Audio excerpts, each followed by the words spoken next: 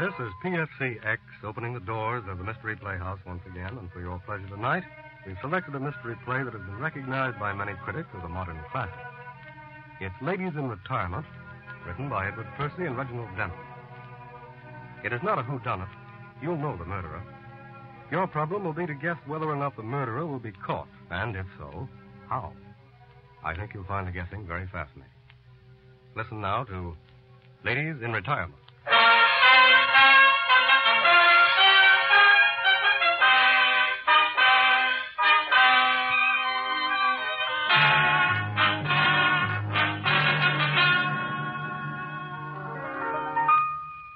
On a tree by a river, a little tomtit sang widow, sit widow, sit widow. In England, in the remote and lonely marshes of the Thames River below Gravesend, is a place called Estuary House.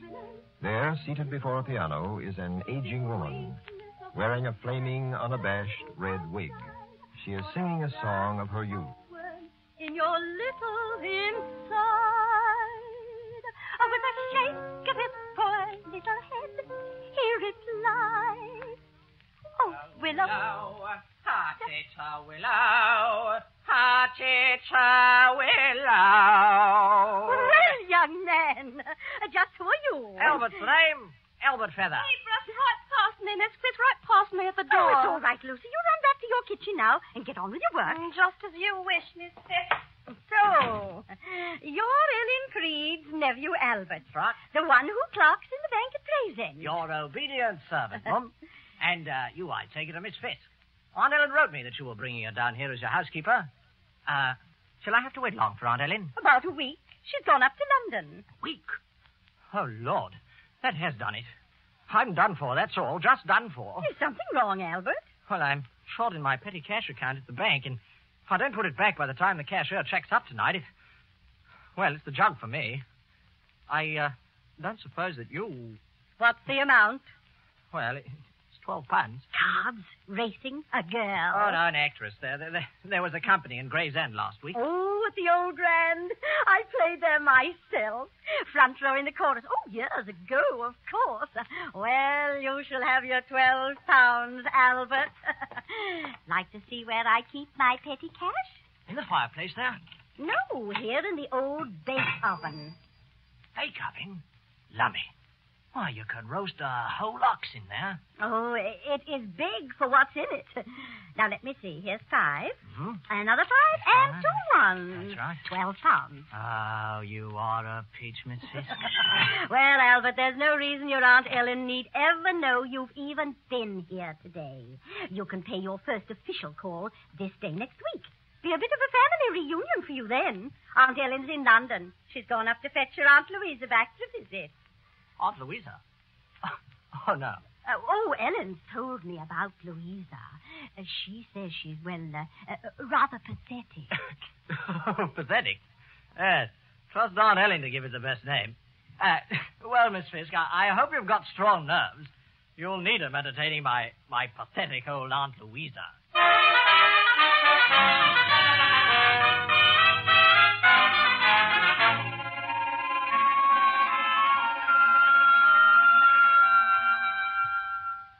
Louisa, dear, don't you think you could take your bird outside now? Oh, please don't be cross with me, Ellen. He's such a soft, quiet bird. Yes, dear.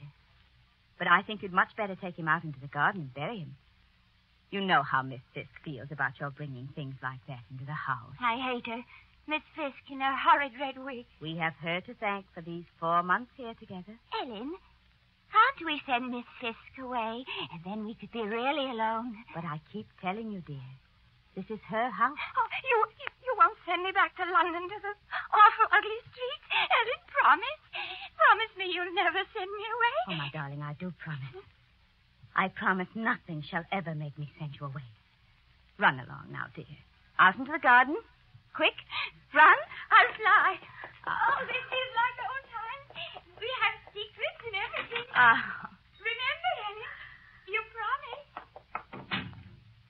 Yes, my darling. Yes. I promised.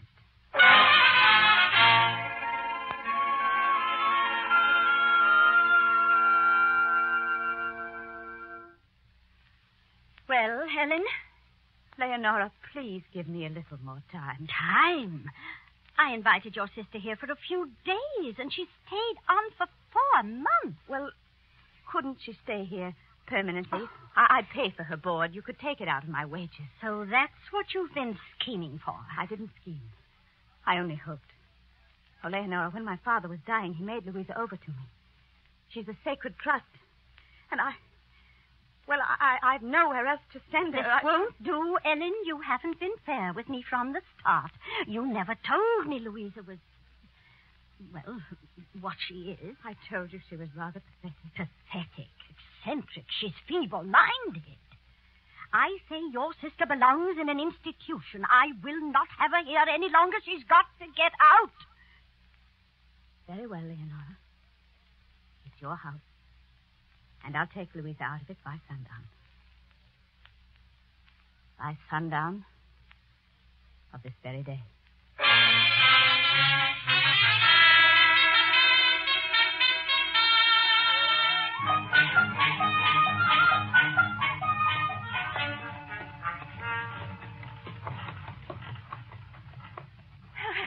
Driving in a carriage. Oh, Ellen, this is wonderful. But who'll fix Miss Fisk's supper now that you've sent Lucy off on her holiday? Don't worry about Miss Fisk's supper, Louisa. Oh, driver. Driver, stop right at the foot of this hill. Louisa, Yes. I'm getting out now. And I'm going back to the house. Oh, but I'm Ellen. going to try to persuade Miss Fisk to sell us her house. Oh, you are clever. Oh, Ellen. Now, quiet, Louisa. I want you to put your hand on your heart and swear an oath. Swear that as long as you live, you will never tell anyone about my trying to buy Miss Fisk's house. Ellen, you're frightening Swear me. it, I say. Now, this instant. All right, Ellen. I swear on my heart. There. There, that's my good darling.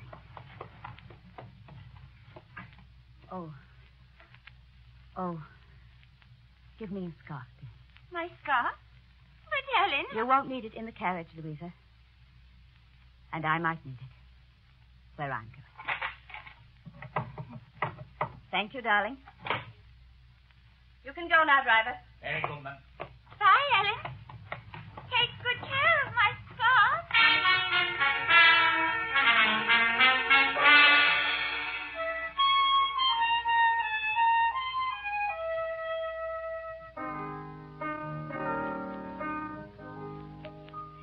On a tree by a river, a little Tom Kit sang willow, tit, willow, tit, willow. Champagne's all right. Music's all right. I'm all right. Bit of all right, if you ask me. Here's to you, Leonora Fisk, mistress of your own house once more.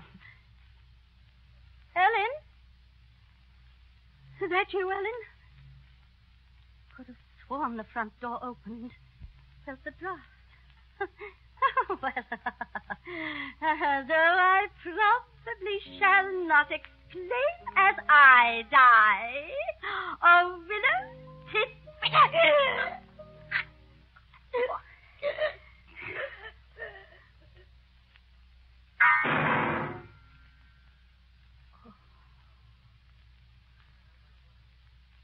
Yes, Louisa. Yes, my darling. I promise.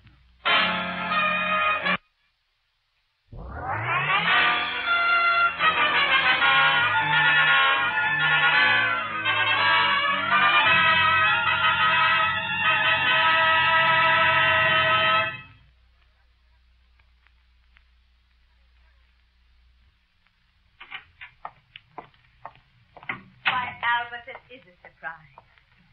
High time, too, you came to see us? Better late than ever, Auntie. How are you, old girl? Just to think, Ellen, I didn't know him when I opened the door.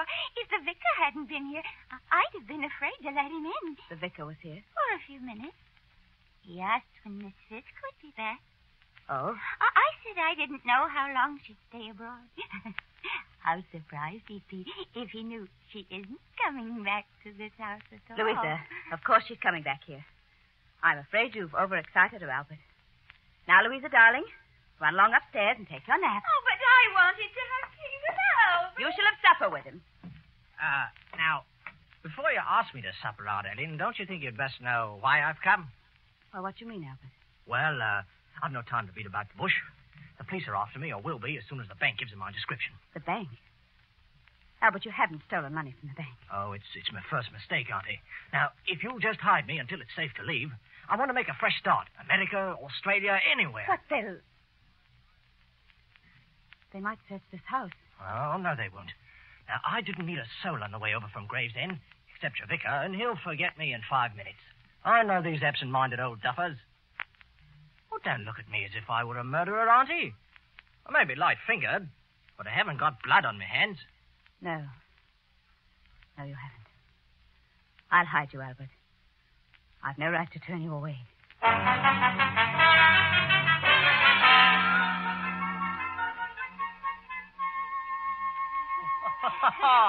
Well, Auntie Louisa, will you cheat me again at cribbage, or shall I tickle the ivories a bit for you, eh? Oh, Albert, you are so funny. Well, I'm glad you appreciate me old stalk of celery. Here's a tune just your vintage. Remember? Oh, Albert, stop it. Don't play that tune. Oh, why ever not? Don't you like it? Ellen doesn't. She made me stop humming it. I expect she got tired hearing Miss Fisk singing it. Oh, I'm so glad Miss Fisk's not coming back to this house. I shouldn't have said that.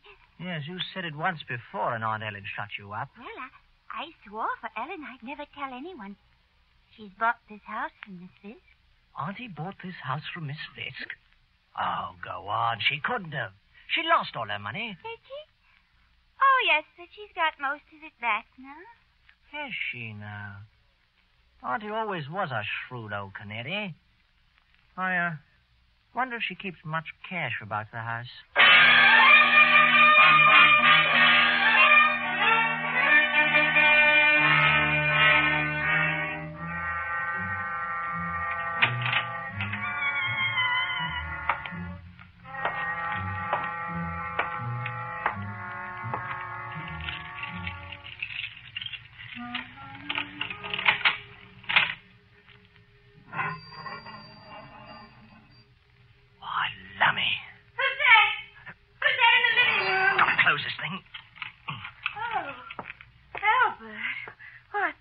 Might be a burglar. Why, the padlock on the bake oven door's open. So you're the burglar. Here now. There's nothing behind that door, me girl. Miss Fisk kept all her money there. It's the old bake oven. Bake oven, my foot. Here, have a look. Oh, it's all bricked up. Yes. Must have been done while I was on my holiday. But whatever for? Why should anybody want to brick up the bake oven? Now, I don't know, Lucy, my love. But I'm sure I'm going to find out before I'm through around here.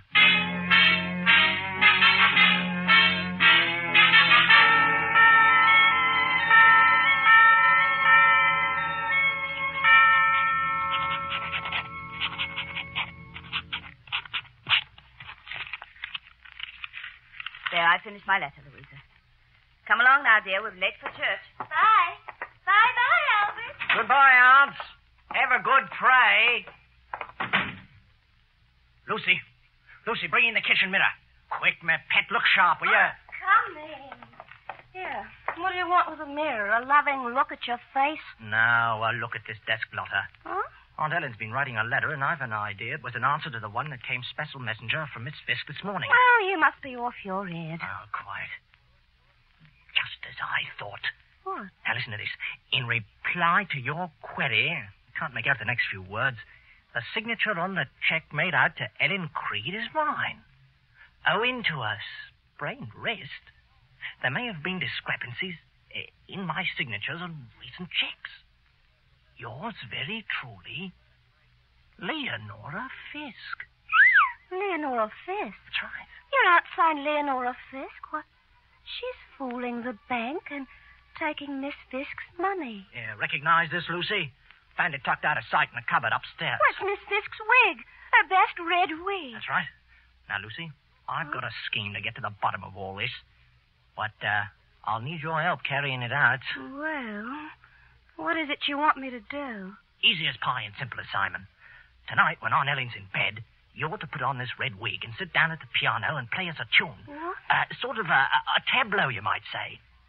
And someday, Lucy, you may be playing for me in a house that's our own little home, eh? Well, you tempt the holy saint, Albert.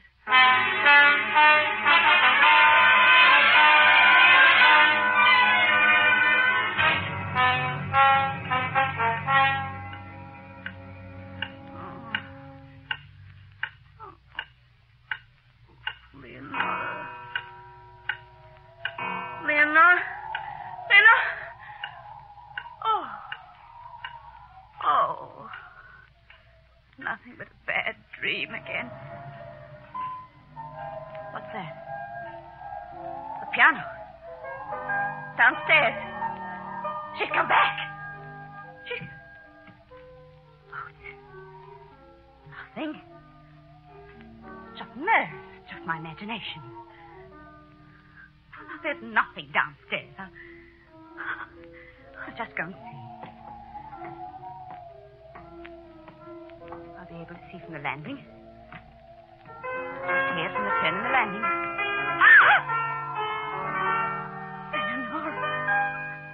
Eleanor!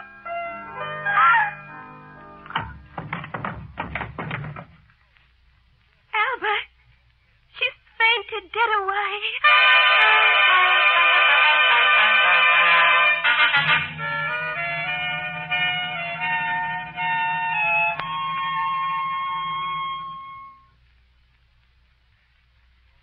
I'm told you were very good to me, Albert, after I fainted last night. It's a dangerous habit of yours, sleepwalking. I wasn't asleep. Thought I heard something. And I came down to investigate. Albert! Oh, now, steady, Auntie. Hearing ghosts again. It was only me knocking out my pipe on the bake oven door. Did you think someone inside was knocking to get out? What's behind that remark, Albert? Oh, you know very well. By the way, here's something you may want.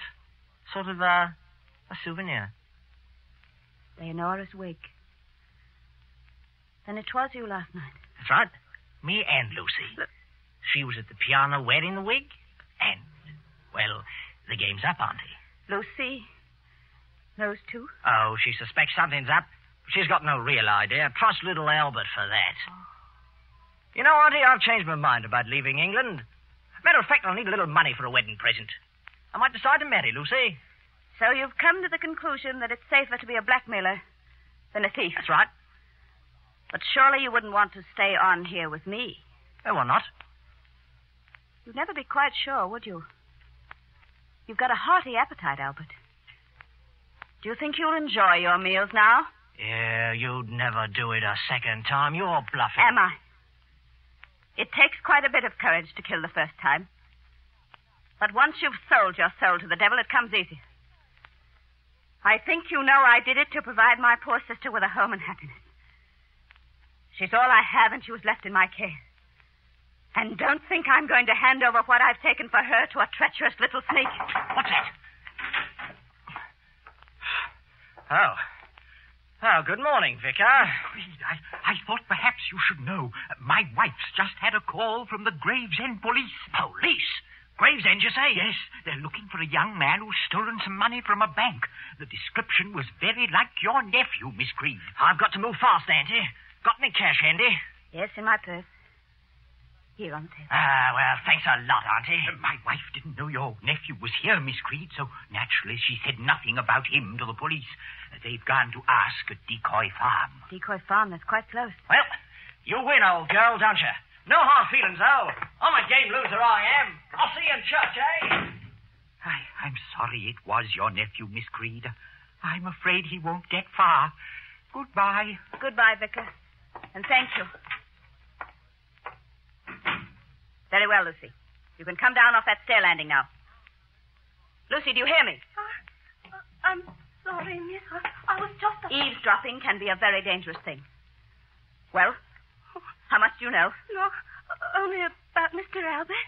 Nothing about you, nothing at all. Oh, no. Stay where you are. Why should you be afraid of me, Lucy? Sit down. No. Let's talk for a bit. No. You're trying to trick me. Like you tricked Miss Fisk and murdered her and bricked her up in the bike oven there. No. Stay back. Stay back, I tell you.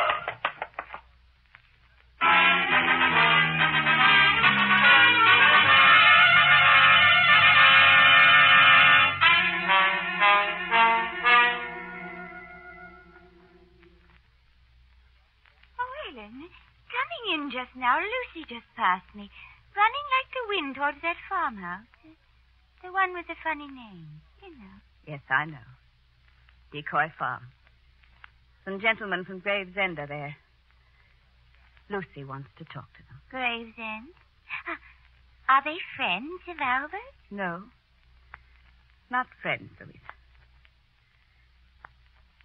Tell me, my darling, have you been happy while you've been here? Oh, yes.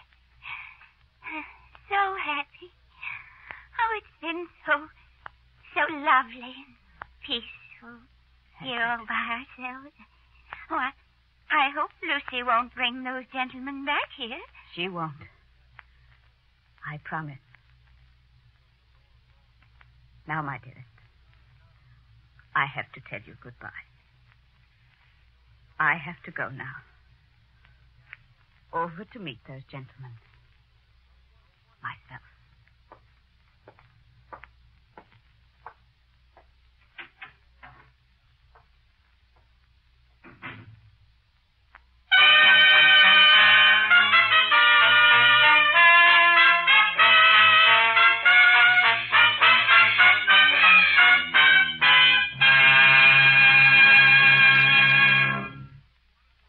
Well, Creeps, you've been listening to Ladies in Retirement, written by Edward Percy and Reginald Denham, and adapted for radio by Elizabeth and Jane Park. The original music was composed and conducted by Alexander Semler. Miss Leslie Woods was featured in tonight's play.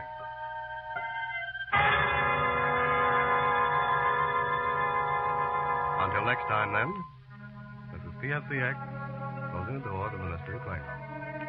Sleep tight. Good night.